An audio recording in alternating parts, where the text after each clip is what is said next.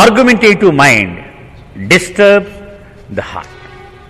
మనకి హృదయము మనసు రెండు ఉన్నాయి కదండి. ఇక్కడ ఏం చెప్తున్నాడు, ఎప్పుడు తప్పు పట్టుకుందాము అని మనసు రెడీగా ఉంటుందట. ఎప్పుడు అది ఎదటివాడి తప్పు పట్టుకోవడమే దాని పని, వాదనలోకి వెళ్ళిపోతుంది. మీరు ఏం చెప్పారు, మళ్ళీ చెప్పండి. ఈ రకమైనటువంటి మనసు ఈ హృదయాన్ని ఎప్పుడు ఆటంకం కలిగిస్తూ ఉంటుంది. దాన్ని ఆనందించకుండా ఇది ఆపేస్తూ ఉంటుంది.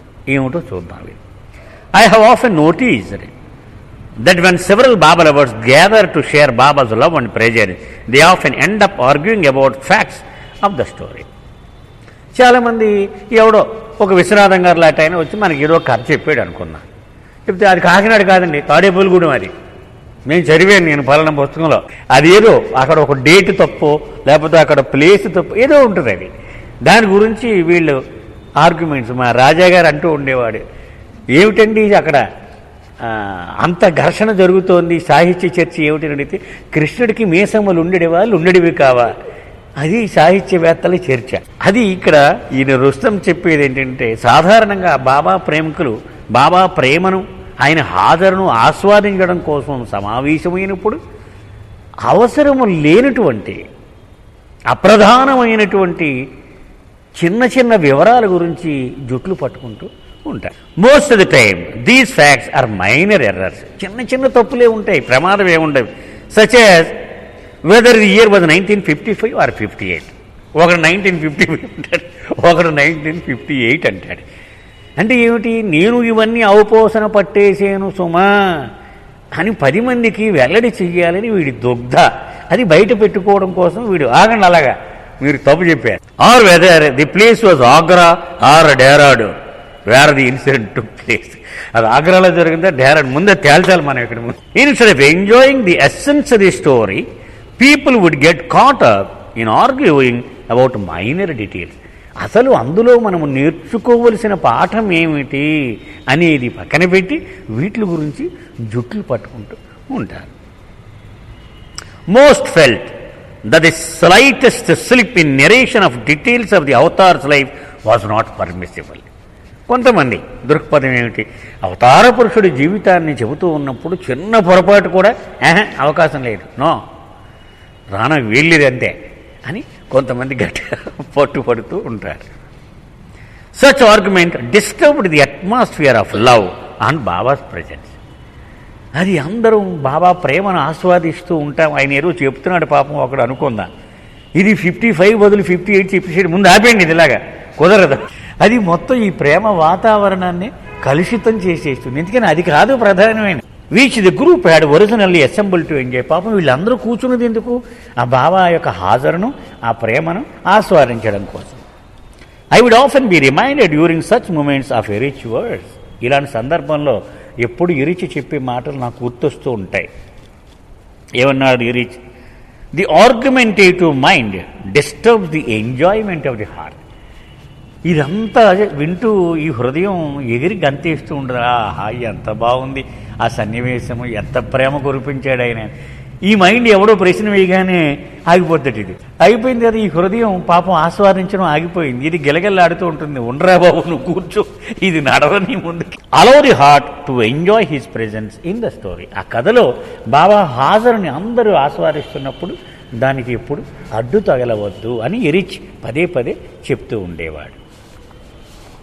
Erich himself would often slip on small details while narrating his stories. Erich కూడా బాగా ముందు సంవత్సరాల్లో చెప్పిన కథల్లో కొన్ని డీటెయిల్స్ ఉంటాయి, చివరికి వచ్చేటప్పటికి సగం మర్చిపోయేవాడు పాపం ఆయన.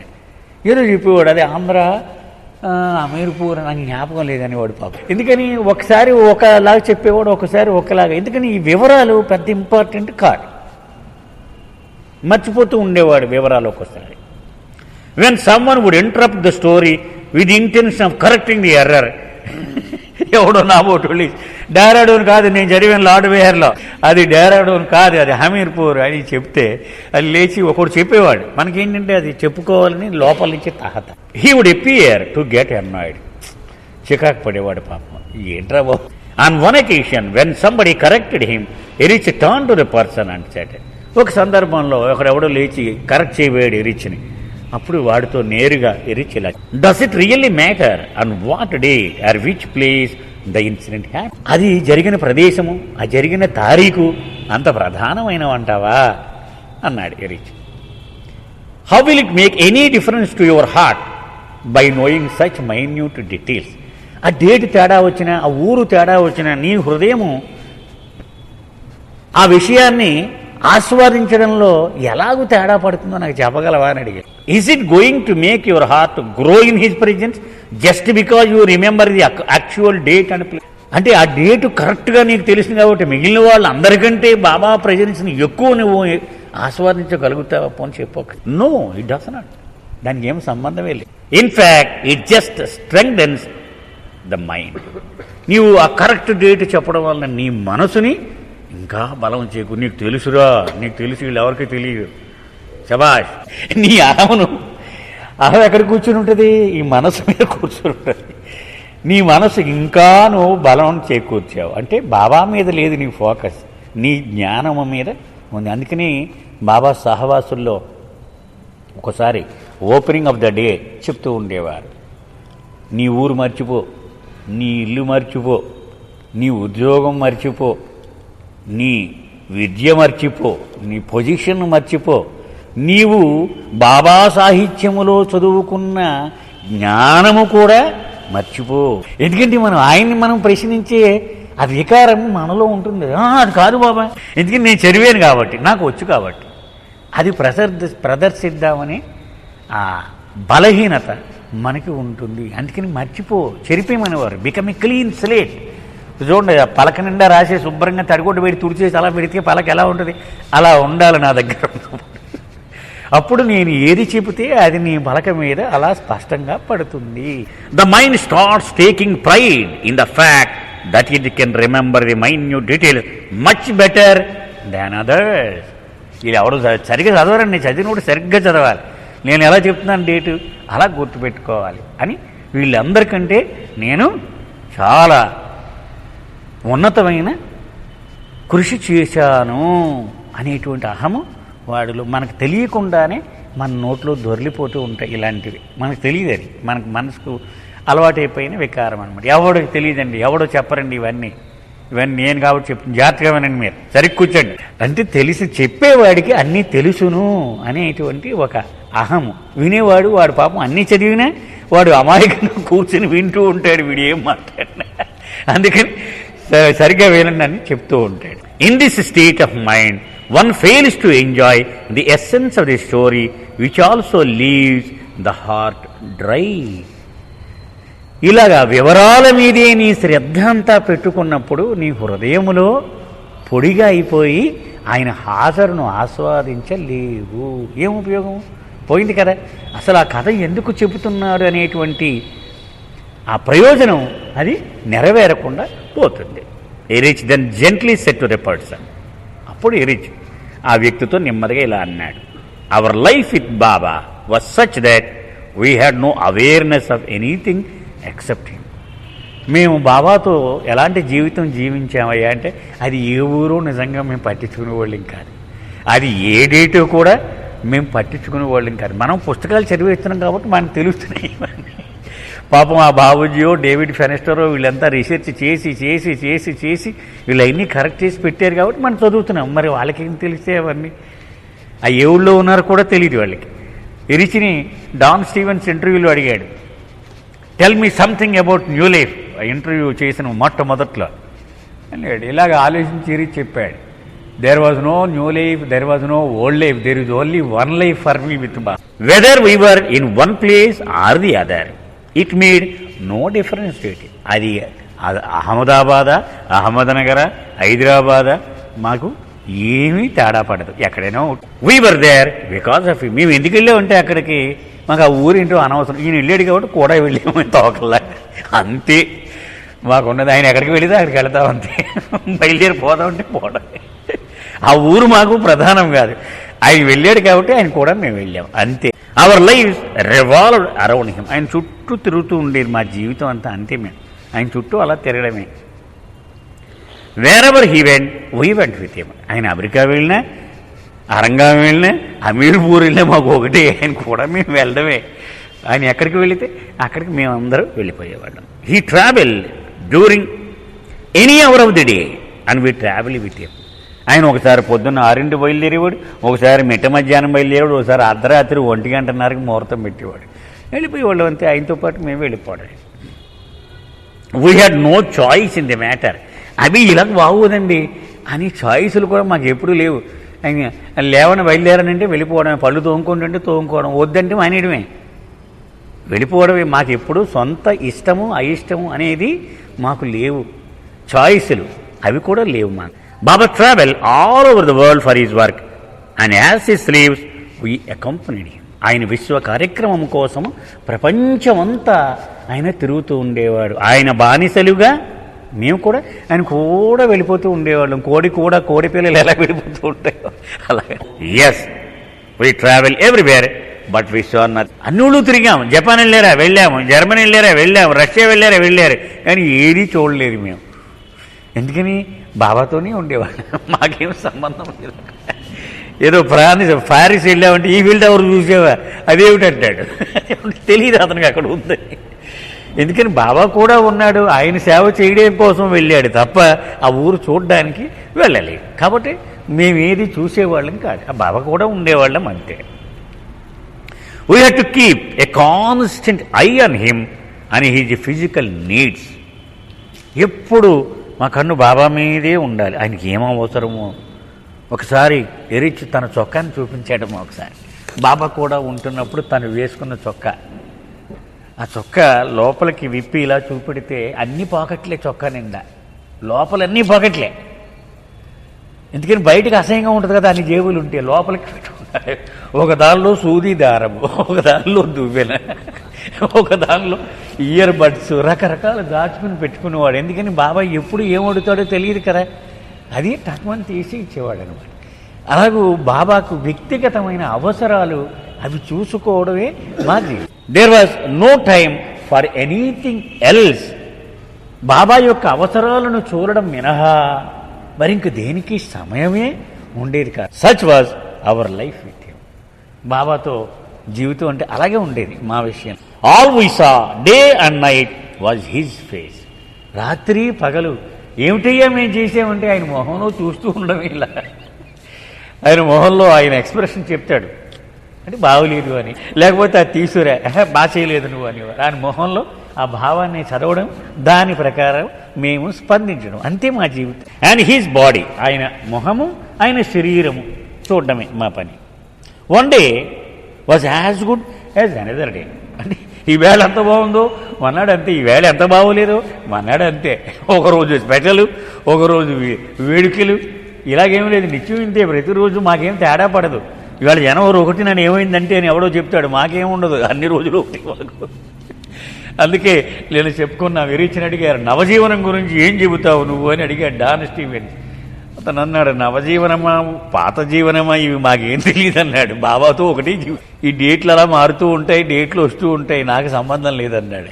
అందుకని ఒకరోజు ఎక్కువగాను ఒకరోజు తక్కువగాను మాకు ఎప్పుడూ ఉండేది. It is only when you pilgrims started coming and inquiring about his life that we felt the need to tax our brains to remember these details. ఇలా మీలాంటి సందర్శకులు అడిగినప్పుడు, డెహ్రాడూన్లో సెప్టెంబర్ 7 నాడు హైయెస్ట్ అది హై చెప్పినప్పుడు ఏం జరిగిందండి అని మీలాంటి వాళ్ళు అడుగుతూ ఉంటారు.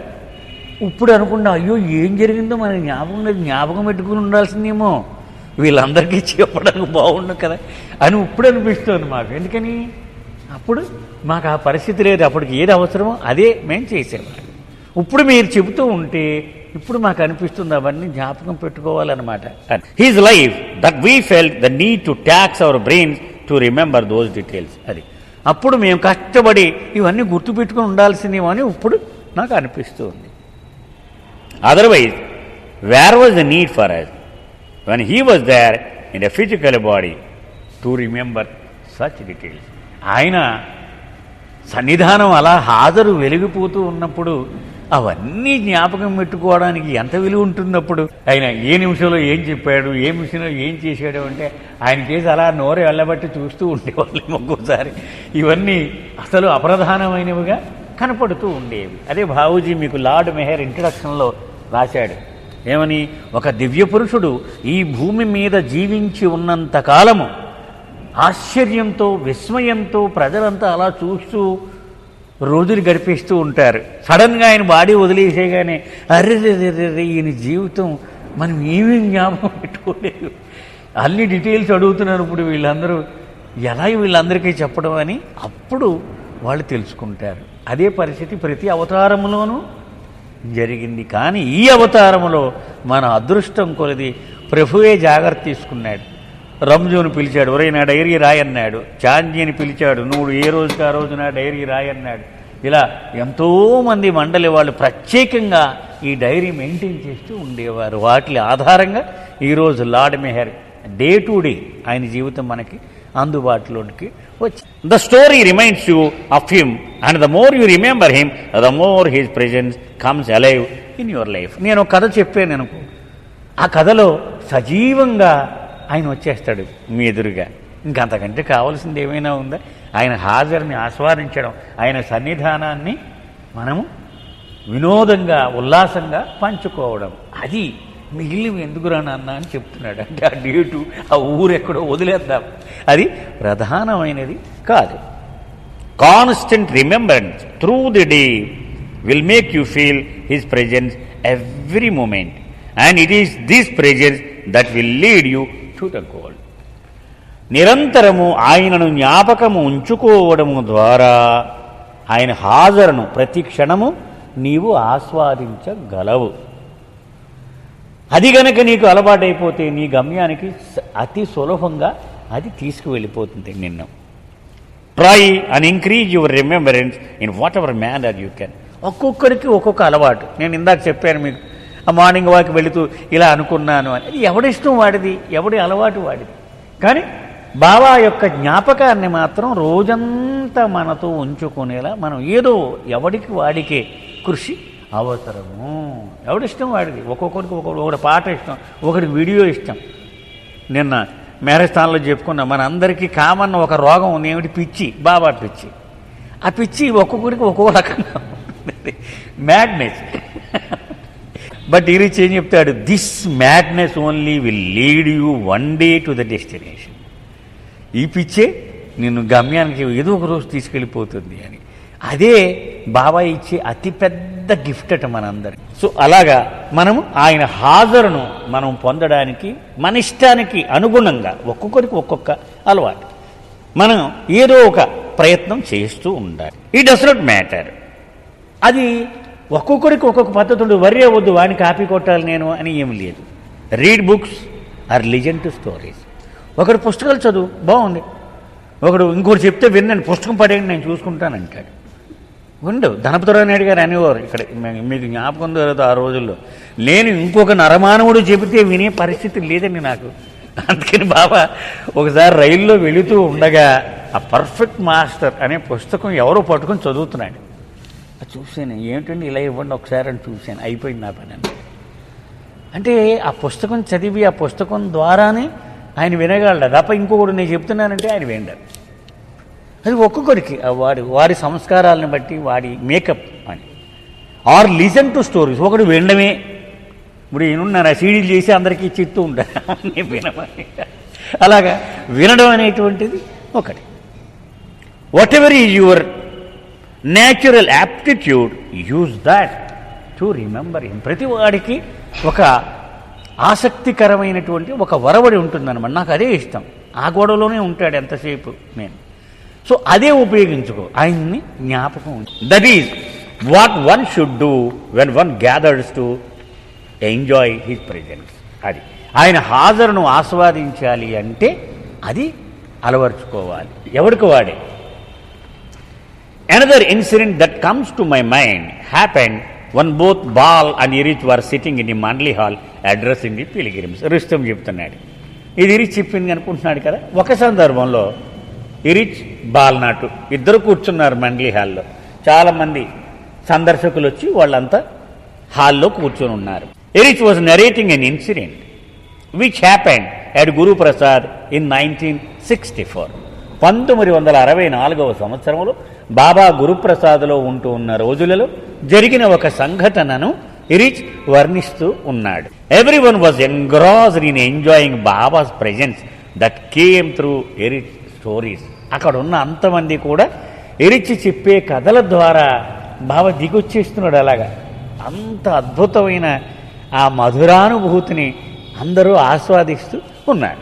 Erich was the one who not only interpreted Baba stories gestures through the years but he also had to express babas feelings. ఎందుకు ఎరిచ్ అంత గొప్పగా చెప్పగలడు అంటే రుస్తం చెప్తున్నాడు. బాబా సౌజ్ఞలను ఏళ్ల తరబడి ఆయన మాటల రూపంలో చెప్పడంలో నేర్పరి. అంతేకాదు బాబా యొక్క భావమును కూడా తన మొహంలో చూపించగలుగుతూ ఉండేవాడు. నాకు నచ్చలేదు నువ్వు చేసింది అంటున్నారు బాబా అని చెప్పగలుగుతూ ఉండేవాడు. అంటే ఆ బాబా యొక్క ఆ భంగిమను మొహంలో ఆ హావభావాలను కూడా అంత అద్భుతంగా చూపించగలుగుతూ ఉండే. అవి చూస్తే మనకి బాబాని చూసినట్టే అనిపిస్తుంది అనమాట, ఒక వీడియో ఫిల్మ్ లాగా చూసినట్టు. Hearing the story from Erich was so special that one felt a sense of being present in that time with Baba. అంచేత ఎరిచ్ ద్వారా మనం ఒక కథను వింటున్నప్పుడు అది ఎప్పుడూ స్పెషలే. ఎందుకని మనము ఆ సన్నివేశంలోకి వెళ్ళిపోయి బాబా ఎదురుగా ఉన్న జనంలో మనం కూడా కూర్చున్నామా అన్నంత సజీవమైన ఆ అనుభూతి మనకు కలుగుతూ ఉండేది. Everyone was drowned in enjoying this. మునిగిపోయేవారు అందరూ దాన్ని ఆస్వాదించడంలో. When it was time for tea break we were all seated outside enjoying the tea. సరే, టీ బ్రేక్ వచ్చింది, అందరూ బయటకు వచ్చి టీ తాగుతూ ఉన్నాం, హాయిగా కులాసాగా మాటలు చెప్పుకుంటూ ఉన్నాం. A group of pilgrims had surrounded Bal Natu. ఈ టీ తాగుతూ కూడా మనం వదలం కదా, బాల్నాటు చుట్టూ చేరాడు. For he was sharing some stories during the tea break. అతను కూడా పాపం ఆ టీ బ్రేక్ అరగంట ఎంతో ఉందనుకోండి, ఏవో చెప్తున్నాడు అతను ముచ్చట్లు కూడా బాబా గురించి. Bal Natu was basically narrating the same incident that Erich had said in the hall earlier as he too was present అంతటా. ఇప్పుడు 1964లో గురుప్రసాద్లో బాబా ఉన్నప్పుడు జరిగిన సంఘటన ఎరిచి చెప్తూ ఉన్నాడు కదా, అదే సమయంలో బాల్నాటు కూడా ఉన్నాడు.